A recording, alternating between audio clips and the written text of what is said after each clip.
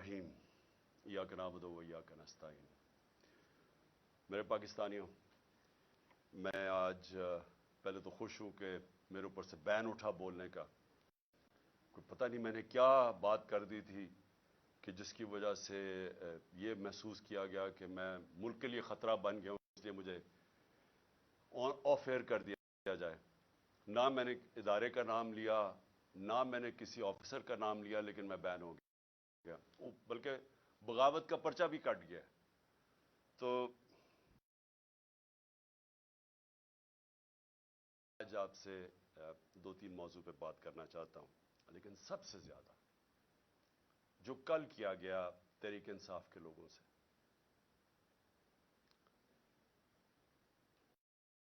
Supreme court president को इख्तियार देता है कि आप इलेक्शन की डेट अनाउंस करें। प्रेसिडेंट 30 अप्रैल की डेट अनाउंस कर देते हैं। हम अपनी रैली की, जो इलेक्शन की रैली लॉन्च है, उसकी हम कल फैसला करते हैं, परसों अनाउंस कर देते हैं कि हम अपनी रैली करने लगे हैं इलेक्शन के लिए, जिसकी डेट अनाउंस हो गई है। इसके साथ बैठते हैं एक शाम पहले, पुलिस बकायदा सारी जो रूट है रैली की वो अप्रूव करती है। पुलिस के साथ बैठ के तय होता है कि ये हमारी रूट होगी रैली की। अगले दिन हमारे कारकुन आ रहे होते हैं, हमारी रैलीज आ रही होती हैं, जिधर मिलके मैंने ये ज़मान पार्क से निकलना था। एकदम पता चलता है सुबह बैन 144 लग जाता है, यानी रैलीज की इजाजत वापस ले ली जाती है। रास्ते में कंटेनर्स लग जाते हैं, पुलिस की कंटेंजेंट्स आ जाती है, हर जगह पुलिस खड़ी हो जाती है। और फिर चले हम, अब वो वर्कर्स को किसी को तो सुबह पता नहीं था, वो तो रात से प्लान हुआ था रैलीज। अब जब वो आ रहे होते हैं, जो सबसे ज्यादा तकलीफ दह चीज है कि ये नहीं कि वर्कर्स इनसे कुछ नहीं कर रहे, किसी हमारे कभी वर्कर को इंस्ट्रक्शंस नहीं दी जाती कि पुलिस के साथ कोई फसाद में पड़ो। वर्कर्स वहां आके खड़े हो जाते हैं, जान के वर्कर्स के ऊपर वाटर कैनन्स, वो पुरअमन लोग खड़े हुए हैं, उनके ऊपर वाटर कैनन्स चलनी शुरू हो जाती हैं, जो पुलिस उनके ऊपर चार्ज कर देती है डंडों से। उसके बाद पता चलता है कि आंसू गैस चलनी शुरू हो गई है। अच्छा, हमें यहां मैं इंतजार कर रहा हूं कि वो लोग आएंगे रैलीज के लिए, हम यहां जाने की इंतजार कर रहे हैं, और एकदम ये खबरें आनी शुरू हो जाती है, उधर रोक दिया, फलानी जगह रोक दिया। और फिर आहिस्ता आहिस्ता खबरें आनी शुरू हो जाती हैं कि जी आंसू गैस चल रही है। लेकिन फिर पता चलता है कि पैमरा फिर एक्शन में आ जाती है, और पैमरा फैसला करती है कि पीटीआई की ये दिखाना ही नहीं सब कुछ। तो फिर हमें नहीं पता चल रहा होता। आहिस्ता आहिस्ता सोशल मीडिया से पता चलता है मुझे यहां बैठे कि हो क्या रहा है। और मुझे बड़ी जल्दी समझ आ गई कि ये क्या साजिश चल रही है। साजिश क्या है, जरा सारी कौम समझ जाए कि साजिश क्या है। वो जो बाहर बैठा हुआ मुजरिम जो झूठ बोल के यहां से बाहर भागा हुआ है और दूसरी दफा भगौड़ा बना है, पहले ये मुशर्रफ के दौर में साइन करके गया था कि मैं 10 साल नहीं आऊंगा, और झूठ बोलता रहा कि मेरा कोई एग्रीमेंट नहीं। वो फिर से सेहत के इलाज के बहाने फिर बाहर भाग जाता है। वहां से बैठ के वो कहता है कि लेवल प्लेइंग फील्ड ये है कि इमरान खान को रास्ते से हटाया जाए। इमरान खान इलेक्शन कैंपेन नहीं कर सकता, और लेवल प्लेइंग फील्ड ये है। मैंने चोरी नहीं की इस मुल्क की, मेरी कोई यहां से चोरी करके प्रॉपर्टीज बाहर नहीं, मैं तो बाहर हलाल की कमाई का पैसा प्रॉपर्टी बेच के सब कुछ पाकिस्तान लेके आया हूं, बैंकिंग चैनल्स के थ्रू। पूरी उसकी मनी ट्रेल दी हुई है सुप्रीम कोर्ट को, एक एक पाए का हिसाब दिया है कि मेरा पैसा किधर से आया, मैंने प्रॉपर्टी किधर खरीदी। बनी गाला में सारा रिकॉर्ड अवेलेबल था जो सुप्रीम कोर्ट के सामने पेश किया। ये जो वहां बैठ के नवाज शरीफ लंदन से लेवल प्लेइंग फील्ड की बात कर रहा है, यहां से अरबों रुपया चोरी करके लंदन के सबसे महंगे इलाके में प्रॉपर्टीज लेता है। इसका बेटा अरबों रुपए की प्रॉपर्टी में एक जगह पे रह रहा है, इनका रहन सहन, इनकी गाड़ियां, सारा यहां का पैसा है, और एक रसीद नहीं بتا سکتا. وہ یہ کہہ رہا ہے کہ میرا اور اس کا ایک ہی بات ہے کہ عمران خان کو بھی جیل میں ڈالو.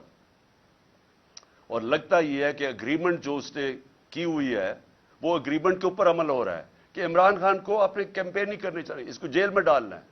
اور میں یہ سمجھتا ہوں کہ جو میرے اوپر قاتلانہ حملہ ہوا تھا اس کو پتا تھا. جو وہ تسنیم حیدر جو لندن میں بیٹھ کے اس نے برطانیہ کی پولیس میں رپورٹ دی ہے کہ اس نے کہا تھا کہ عمران خان کا اور ارشد شریف کا قتل ہونا چاہیے.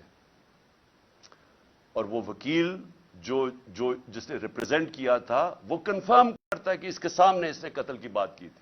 اور یہاں بیٹھے ہوئے تھے لوگ جنہوں نے ان کے ساتھ مل کے یہ میرے اوپر قاتلانہ حملہ کیا تھا, جس میں شہباز شریف ہے اور جس میں میں بتا چکا ہوں شہباز شریف اور دوسرا یہ جو رانا ثناء اللہ, یہ سب قاتل ہیں. اور پھر ڈرٹی ہیری. تو میں سوال یہ پوچھتا ہوں کہ کیا یہ ملک چل رہا ہے اس آدمی کے کہنے پہ, منی لانڈرر, مجرم, سزا یافتہ, جھوٹ کے اوپر بھاگا ہوا, کہ عمران خان کو آپ نے کیمپین نہیں کرنے دینی. تو یہ پہلا قدم تھا اس کا. جب مجھے سازش کی سمجھ آ گئی کہ یہ ہمیں اکسا رہے ہیں, فوری طور پہ میں نے, کیونکہ مجھے ٹی وی پہ تو بین کیا ہوا تھا, میں نے سوشل میڈیا پہ کہا کہ ہم سارے کارکنوں کو کہا کہ اب آپ واپس چلے جائیں. ہم نے ریلی کینسل کر دی. کیوں ریلی کینسل کی؟ کیونکہ مجھے سمجھ آ گئی تھی کہ یہ آپ تصادم چاہتے ہیں اور یہ میرے اوپر ڈالنا تھا کہ عمران خان نے یہ سارا کچھ کروا دیا. تو میں نے ریلی کینسل کر دی. لیکن مجھے تب تک پوری طرح علم نہیں تھا کہ ہوا کیا ہے. آہستہ آہستہ ہمیں خبریں آنی شروع ہوئیں کہ انہوں نے کس قسم کا ظلم کیا. میں یہ چاہتا ہوں کہ صرف یہ 30-40 سیکنڈ کی یہ ہم نے ایک ویڈیو بنائی ہے, آپ ذرا دیکھیں کہ یہ لگ رہا ہے کہ ان کے اوپر کوئی بہت بڑا یعنی تحریک انصاف کے کارکنوں نے کچھ کیا ہے. یہ ذرا دیکھیں کہ وہاں انہوں نے, پولیس نے کس بے دردی سے جو کیا, یہ دیکھیں پلیز.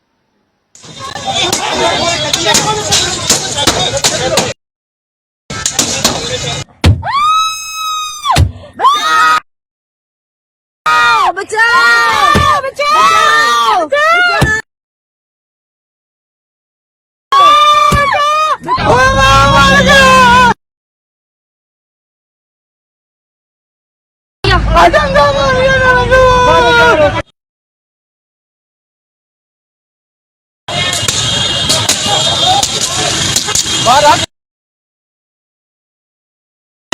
انہوں نے کچھ ملایا ہمیں نہیں پتا انہوں نے کیا ملایا. کیا حال ہے شاہ جی, آپ کو بھی پکڑ لیا؟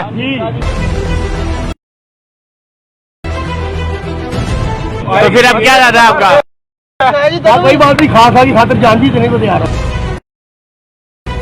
یہ بے گناہ ہمیں پکڑی ہے, یہ دنیا شاہ ہمارے موجود ہے. یہ دیکھیں پی ٹی آئی کارکن علی بلال کی موت تشدد سے ہوئی. پوسٹ مارٹم رپورٹ, علی بلال کے جسم پر تشدد کے نشانات تھے.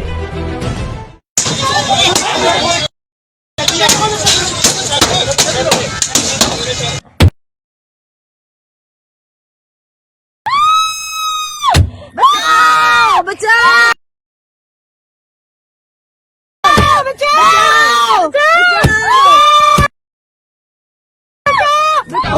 دیکھیں, یہ مقبوضہ کشمیر کے نہیں, یہ پاکستان کے ہیں. یہ اپنے لوگوں کے اوپر ہو رہا ہے. درجنوں گاڑیاں توڑی. وہ جو خاص طور پہ تکلیف دہ چیز سب پاکستانیوں کے لیے ہے کہ وہاں عورتیں بیٹھی ہوئی ہیں گاڑی میں, ان کے سامنے وہ ان کی حالت دیکھیں کہ کوئی بھی شریف لوگ جا رہے ہیں اور ان کے آپ پولیس حملہ کر رہی ہے اور ڈنڈے مار کے شیشے توڑ رہی ہے. ان کے حال دیکھیں. یہ کوئی لڑنے نہیں آئے تھے لوگ, یہ پرامن ریلی میں شرکت کرنے آئے تھے. اور اس کے بعد جو انہوں نے ذل شاہ جو علی بلال سے کیا, مجھے تو آہستہ آہستہ ساری رات پھر مجھے لوگوں نے ویڈیوز بھیجی اس کی کہ وہ ایک اسپیشل چائلڈ تھا. اس کے والد سے میری ملاقات ہوئی, پتہ چلا کہ وہ اسپیشل چائلڈ تھے لیکن وہ ایک دیوانہ تھا. تو اس کو سوچیں کہ جس بے دردی سے اسے قتل کیا گیا, جھوٹ بولا گیا کہ نہیں جی یہ تو کوئی پرانی, جب اس کو اٹھا کے پولیس لے کے جا رہی تھی, آئی وٹنسز سامنے ہیں, سب کو پتا کیا ہوا. اس کو اٹھا کے لے کے گئے اور اس کو جب قتل کیا اس کی سڑک کے اوپر اس کی لاش پھینک دی. ایک ڈرائیور نے اس کو اٹھا کے سروسز ہاسپٹل لے کے گیا. یعنی کون اپنے لوگوں سے یہ کرتا ہے؟ کون؟ جرم کیا تھا اس کا؟ اور وہ جو ذل شاہ تھا, یہاں ساری شام میرے گھر کے باہر بیٹھا رہتا تھا, سارے لوگ اس کو پسند کرتے تھے.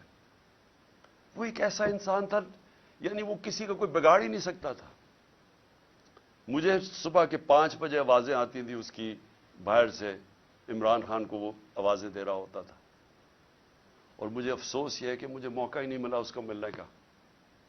مجھے صرف ویڈیو سے پتا چلا اس کا. اور تکلیف دہ چیز یہ ہے کہ اس طرح کے آدمی کو انہوں نے قتل کر کے سڑک پہ پھینک دیا,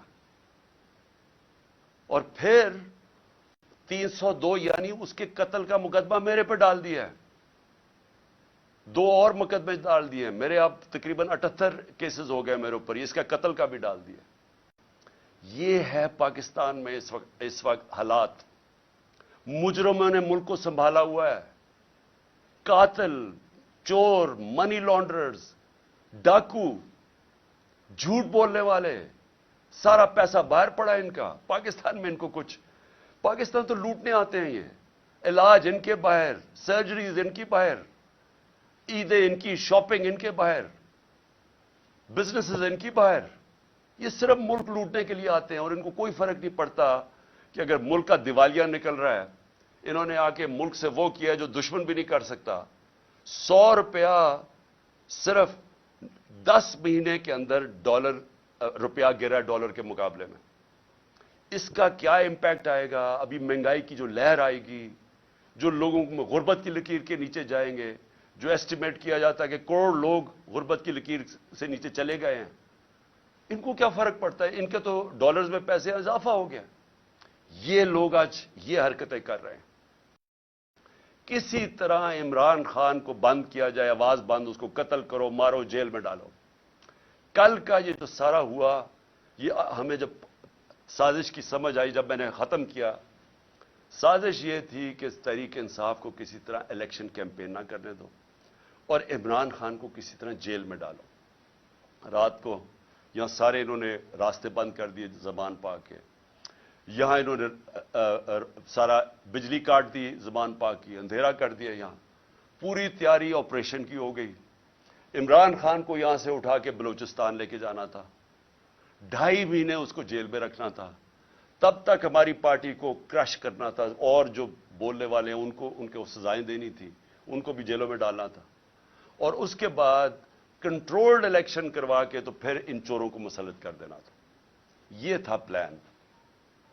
اور کیونکہ مجھے لگتا ہے اس لیے کہ اتنا شور مچ گیا سوشل میڈیا پہ کہ جس طرح بے دردی سے انہوں نے اس کو شہید کیا, ذل شاہ کو, اس کی وجہ سے انہوں نے پلان نہیں کیا. مجھے پوری امید ہے یہ آج آئیں گے یا کل آئیں گے, اٹھانا انہوں نے ہے.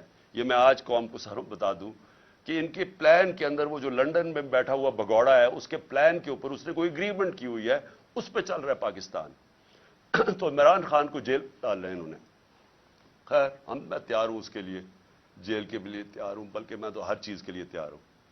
لیکن میں آج اپنی قوم کو کہنا چاہتا ہوں کہ دیکھیں یہ جو کل ہوا ہے یہ آپ کے سامنے کیا ہوا. انہوں نے اس ملک کی جمہوریت کو نقصان پہنچایا.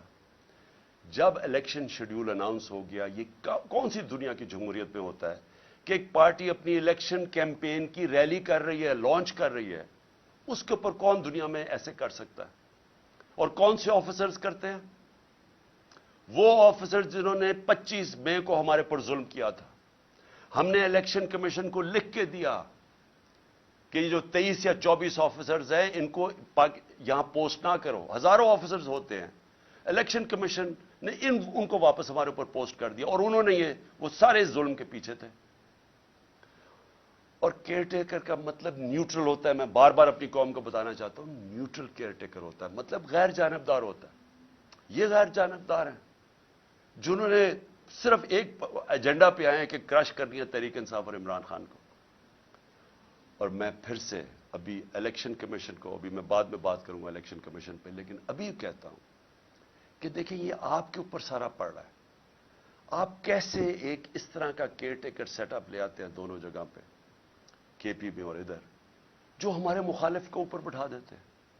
यानी कोई तो एक इंसान में अखलाकियात होती है, कोई एथिक्स होती है, कोई अच्छे बुरे की तमीज होती है, कोई फेयरनेस होती है, कोई इंसाफ के अंदर कोई थोड़ा सा सोच होती है। ये कैसे कर सकते हैं किसी पे कि एक ऐसा चीफ मिनिस्टर बैठा दिया जो जिसे कसम खाई हुई है कि किसी ना किसी तरह उसने तहरीक इंसाफ को खत्म करनी है, वो ऑफिसर सारे वो बैठा दिए हैं।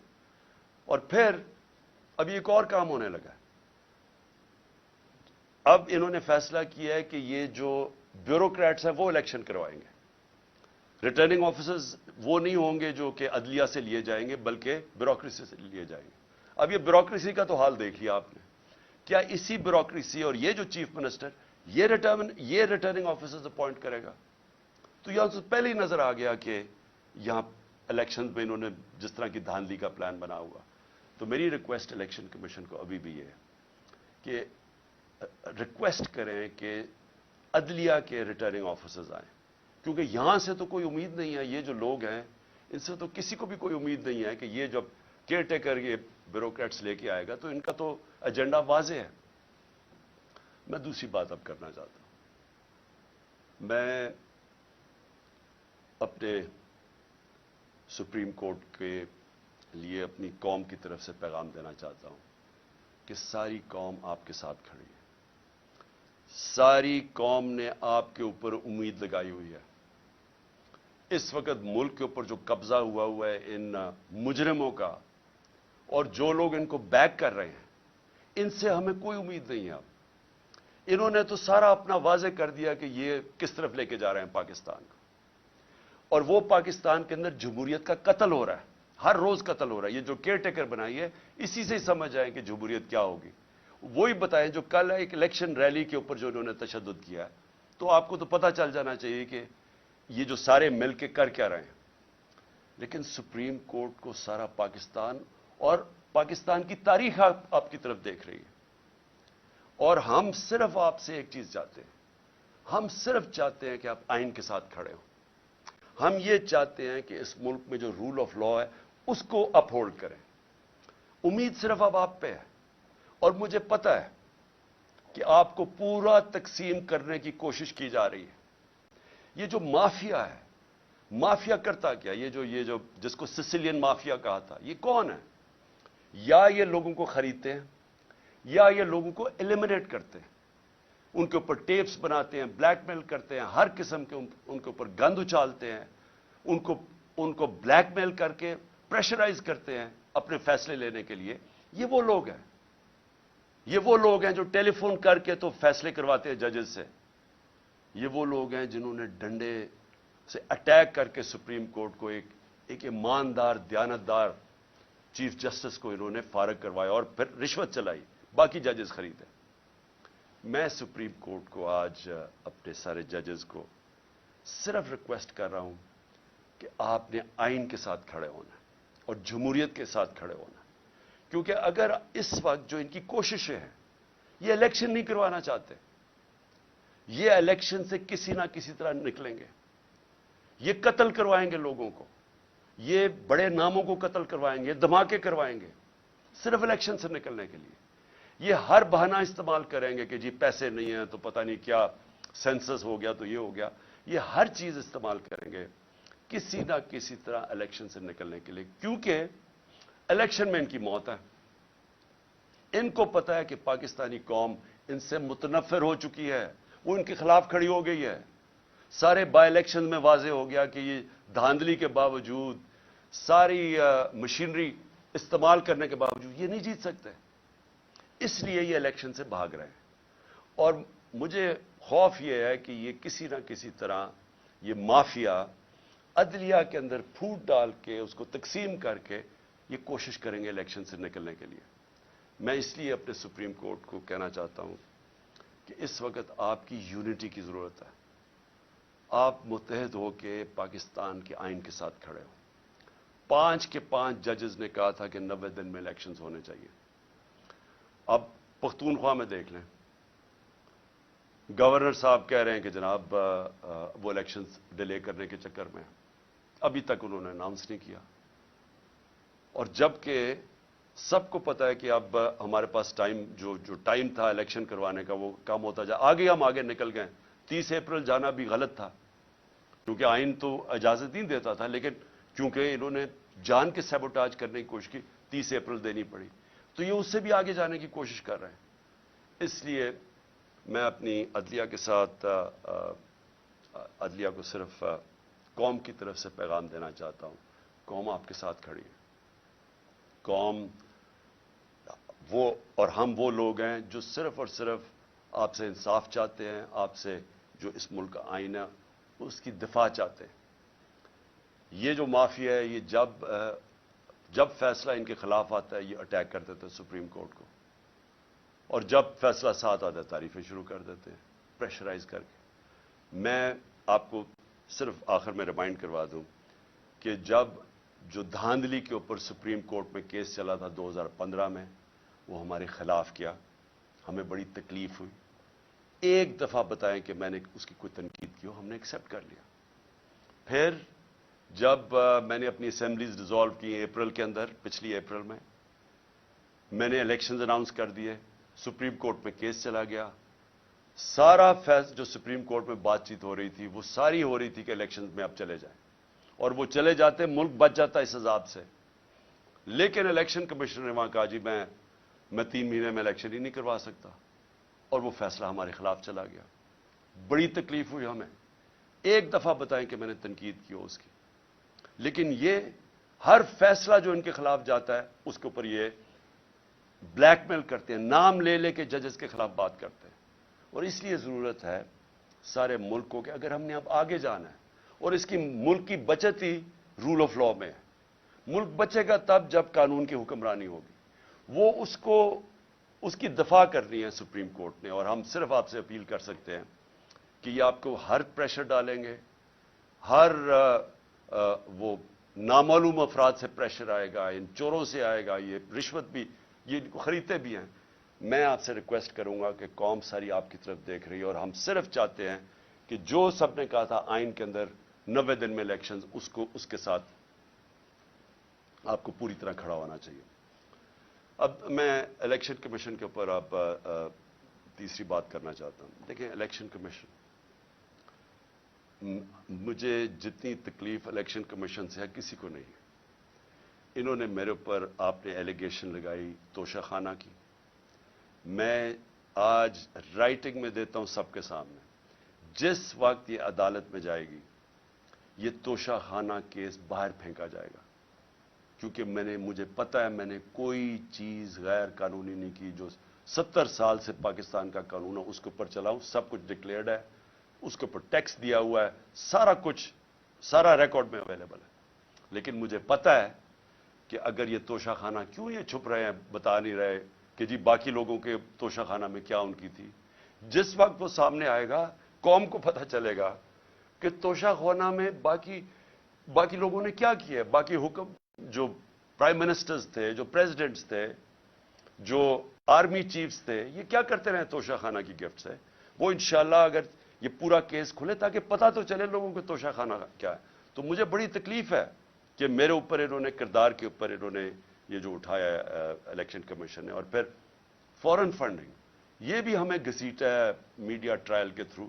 پتہ چلا وہ فورن فنڈنگ ہی نہیں ہے, اب پتہ چلے پروہیبٹیو فنڈنگ ہے. لیکن اگر آپ نے یہ کرنا ہی تھا, ہمارے کیسز سب کے سامنے ہیں, بکس ساری قوم کے سامنے ہے, لیکن ان 2 پارٹیز کی کیوں نہیں سامنے لے کے آ رہے ہیں تاکہ پتہ تو چلے کہ انہوں نے فنڈنگ کدھر سے کرتے ہیں. تو مجھے تکلیف اس کی ہے. لیکن ملک کی خاطر, جس طرح میں نے کہا کہ میں اپنے قاتلوں کو جنہوں نے قتل کرنے کو, ان کو بھی معاف کرنے کے لیے تیار ہوں. میں الیکشن کمیشن کو بھی سب کچھ جو مجھے ذاتی طور پہ تکلیف اور ہماری پارٹی کو اس کو بھی معاف کر دیتے. لیکن اس وقت قوم کی ضرورت ہے. اگر ہم نے اس ملک کو دلدل سے نکالنا ہے, الیکشن کمیشن کو فری اینڈ فیئر الیکشنز کروانا بہت ضروری ہے. اگر یہ نہ ہوا یا انتشار ہوگا. میں آپ کو بتا رہا ہوں کہ اگر یہاں اس الیکشن کو صحیح طرح نہ کروایا گیا اور اس میں جس طرح کی دھاندلی پلان کی جا رہی ہے, یہ جو کیئر ٹیکر ہی ہے, یہی دھاندلی ہے. کیونکہ کیئر ٹیکر تو ہوتا ہے غیر جانبدار, یہ تو بالکل دشمنوں کو اوپر بٹھا دیا ہے. تو یہی دھاندلی ہے. اور اس کے بعد جو بھی قدم ہے, جو پلاننگ ہو رہی ہے, میری صرف آپ کو اپنی قوم کی طرف سے کہ آپ کو اس وقت فری اینڈ فیئر الیکشنز کروانا چاہیے, اور کسی صورت پہلے یہ جو غلط کیئر ٹیکر اپوائنٹ کے, ان کے ذریعے ریٹرننگ آفیسرز ان کی بیوروکریسی پہ نہیں بلکہ جوڈیشری سے مانگنی چاہیے. جو عدلیہ سے ہمارے ریٹرننگ آفیسرز ہیں ان کو اپوائنٹ کرنا چاہیے. اور پھر آخر میں میں اپنی قوم کو ایک پیغام دینا چاہتا ہوں.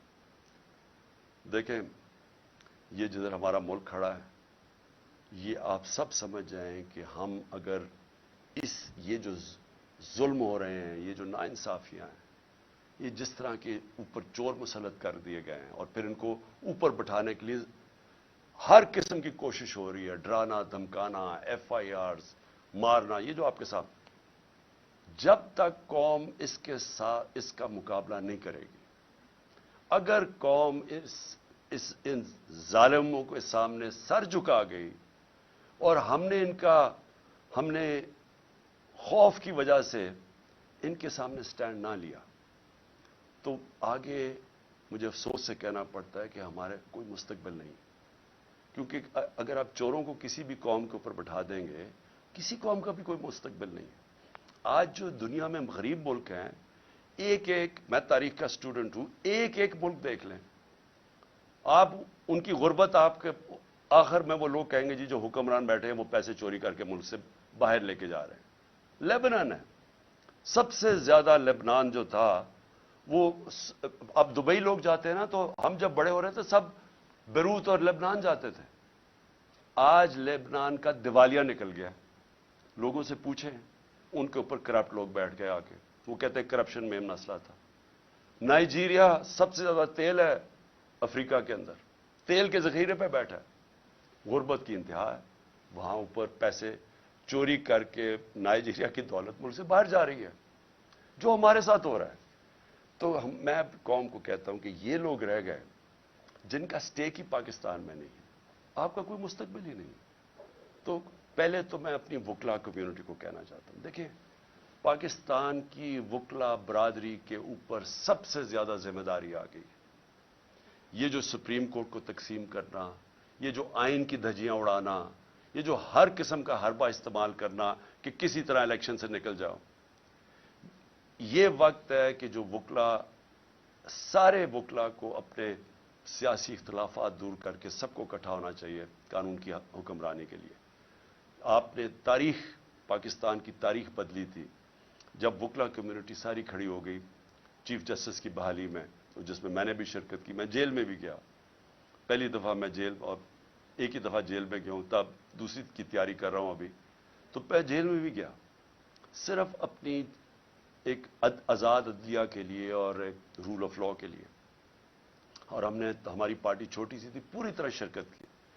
تو مجھے تب یاد ہے کہ وکلا کی میں نے جذبہ دیکھا, ان کا جو ان کی دلیری میں نے دیکھی, اور جو کمٹمنٹ تھی رول آف لا کے لیے, میں نے وہ اپنی آنکھوں کے سے دیکھی.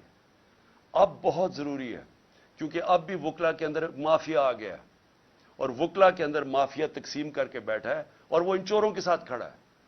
تو میں آپ سب کو اپیل کرتا ہوں کہ یہ ٹائم آ گیا ہے کہ آپ نے ہر تیاری کرنی ہے. آپ نے کسی صورت اس ٹائم کے اوپر اپنی عدلیہ کو نہیں چھوڑنا, اپنی عدلیہ کو تنہا نہیں چھوڑنا. آپ نے جو ظلم ہو رہے ہیں, آپ نے انصاف کے لیے کھڑا ہونا ہے. آپ کو اگر سڑکوں پہ نکلنا پڑے, آپ کو نکلنا چاہیے, کیونکہ جب تک ہم اب جدوجہد نہیں کریں گے ہم ان کو شکست نہیں دے سکیں گے. اور آخر میں اپنے نوجوانوں کو کہنا چاہتا ہوں, اپنی یوتھ کو, ہماری ماشاءاللہ 65% آبادی ہماری 30 سال کی عمر سے کم ہے. مستقبل آپ کا ہے. 8 لاکھ پچھلے سال ہمارے نوجوان جب سے یہ چور اوپر مسلط کیے گئے ہیں, ملک سے چھوڑ کے چلے گئے, امید کھو بیٹھے ہیں پاکستان سے. دیکھیے میں نے اپنی زندگی کا کافی بڑا ٹائم باہر گزارا ہے. میں آپ کو ایک آدھ چیز بتا دوں کہ دیکھیں باہر جا کے آپ کی زندگی بھی آسان ہو جائے گی. اگر آپ پروفیشنلز ہیں آپ زیادہ پیسے کما سکیں گے, آپ کمفرٹیبل زندگی بھی گزار سکتے ہیں, بالکل ٹھیک ہے. لیکن جو اپنا گھر ہے اس کو کوئی متبادل نہیں ہے. آپ ہمیشہ وہاں پرائے سمجھے جائیں گے. آپ کو سارا وقت جو وہ 3-4 جنریشنز بھی وہاں پیدا ہو گئی ہیں, ان کو سارا وقت ایک دھماکہ ہوتا ہے, ان کو ثابت کرنا پڑتا ہے کہ جی ہم دہشت گردوں کے خلاف ہیں اور ہم بڑے اچھے شہری ہیں آپ کے ملک کے جدھر بھی وہ رہ رہے ہیں, کیونکہ وہ آپ کا ملک نہیں ہے. ہاں کئی اپنا رہے آتے ہیں, ایڈجسٹ بھی کر جاتے ہیں. کئیوں کو زندگی کا مقصد ہی ہوتا ہے کہ اچھی زندگی گزاریں, گاڑی اچھی ہو, گھر اچھا ہو, تنخواہ اچھی ہو, تو اسکول میں بچے اچھے چلے جائیں. بس ان کا مقصد ہی زندگی کا یہ ہوتا ہے. لیکن جن کا اس سے بڑا مقصد ہوتا ہے کہ اللہ نے ہمیں کسی مقصد سے دنیا میں بھیجا ہے, ہماری ذمہ داری ہے کہ اللہ ہمیں زیادہ پڑھا لکھا دیتا ہے تو ہماری ذمہ داری ہے معاشرے کو, اور سب سے بڑی ہماری ذمہ داری ہے کہ اللہ کی زمین پہ انصاف قائم کرو. میرے نبی صلی اللہ علیہ وسلم نے پہلی چیز مدینہ کی ریاست میں عدل اور انصاف قائم کیا تھا, پھر خوشحالی آئی تھی, پھر عروج آیا تھا, پھر انہوں نے جمہوریت قائم کی تھی. جمہوریت کا مطلب جمہوریت رول آف لا کے بغیر نہیں بن سکتی. انہوں نے بادشاہت پہ نہیں مسلمان کھڑے ہوئے تھے, اور وہ جو فاؤنڈیشن رکھی تھی مدینہ کی ریاست میں, انہوں نے دنیا کی امامت کی تھی. اور اللہ ہمیں بار بار حکم کرتا ہے کہ ان کی زندگی سے سیکھو, ان کی شریعہ پہ چلو. تو میں سب کو آج آپ کو اپیل کر رہا ہوں کہ ہمارا مسئلہ یہ ہے کہ یہاں انصاف نہیں ہے, اور یہ جو چور اوپر بیٹھ گئے ہیں اور این آر او لے گئے ہیں, اس کا مطلب انصاف نہیں ہے. جب ایک طاقتور کے لیے ایک قانون اور کمزور کے لیے دوسرا, اس کا مطلب جنگل کا قانون آ گیا. جنگل کے اندر شیر کے لیے ایک قانون اور بیچارہ ہرن کے لیے دوسرا ہے. تو ہمیں پاکستان کو ایک وہ جو اسلامی ریاست جو بڑی خواب کے نام پہ بنی تھی, اس کی بنیاد انصاف ہے. اور انصاف کے لیے جب آپ کھڑے ہوتے ہیں, اس کو جہاد کہتے ہیں. اور انصاف تو کمزور چاہتا ہے, طاقتور تو اپنے آپ کو قانون کے اوپر رکھنا چاہتا ہے. تو جب طاقتور کے سامنے کھڑے ہوتے ہیں, یہ ہوتی ہے انصاف کی جنگ, جہاد. حضرت ابو بکر, حضرت عمر, حضرت علی, ان کی پہلی جب وہ خلیفہ بنے تو پہلی چیز انہوں نے کیا کی کہ میں طاقتور کو قانون کے نیچے لے کے آؤں گا, انصاف قائم کروں گا. ہمارا مسئلہ ہی ناانصافی ہے, اور اس کے لیے جو ظالم ہیں, یہ جو سب ملے ہوئے ہیں, یہ جو سارے ان کے سہولت کار اور یہ جو منی لانڈرز اور جو ڈاکو سب اکٹھے ہوئے ہیں, ان کا صرف ایک مقصد ہے کہ یہ انصاف نہ آنے دو. عمران خان کو میری کیا لڑائی ہے ان سے؟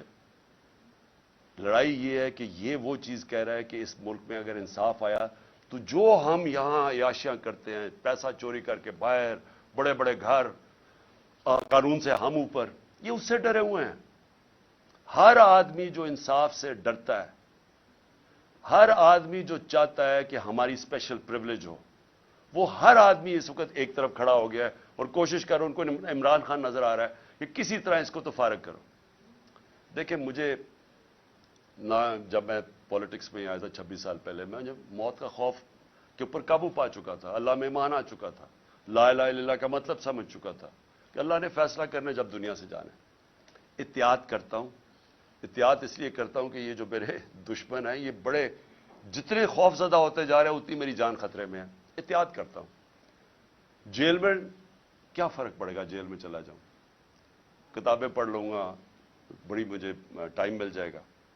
لیکن مجھے خوف یہ ہے کہ مجھے یہ اگر ہٹائیں گے, اور یہ سمجھتے ہیں کہ اگر میں راستے سے ہٹ گیا تو قوم سو جائے گی. ان کا یہ خیال ہے کہ اگر عمران خان کو ہٹا دیا جائے تو نہ یہ کیمپین کر سکے, کچھ کرے گا, تو تحریک انصاف بھی آہستہ آہستہ ختم ہو جائے گی. اور یہ جو لوگ ہیں انہوں نے تو پھر سے قبول کر لینا جو بھی ہو. تو اس کے اوپر میری جان بھی خطرے میں ہے اور یہ مجھے جیل میں ڈالنا چاہتے ہیں. آپ کو میں صرف یہ کہنا چاہتا ہوں کہ آپ نے یہ فیصلہ کر لینا ہے کہ عمران خان ہو یا نہ ہو. آپ نے اپنی حقیقی آزادی کی جنگ لڑتے رہنا ہے. یہ جہاد ہے آپ کے لیے اور اسی میں آپ کا مستقبل ہے. اگر یہ ہم کامیاب ہو جاتے ہیں اس ٹائم پہ, یہ ملک بدل جائے گا. جو میں نیا پاکستان کی بات کرتا ہوں وہ نیا پاکستان آ جائے گا آپ کا. اس راستے پہ ہم نکل جائیں گے. لیکن ظلم کے نظام پہ کبھی بھی کوئی معاشرہ اوپر نہیں جا سکتا.